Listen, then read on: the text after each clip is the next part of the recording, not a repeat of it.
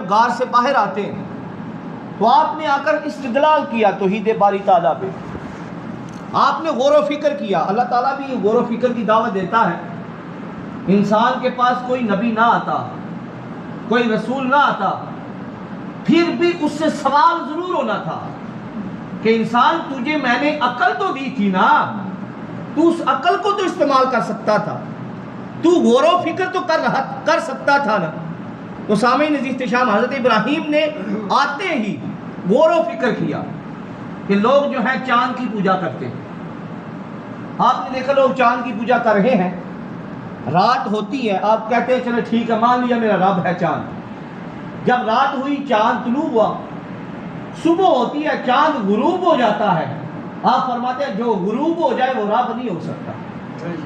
پھر آپ دیکھتے ہیں ستارے کی لوگ پوجا کرتے ہیں، ستارہ بھی رات کو طلوع ہوا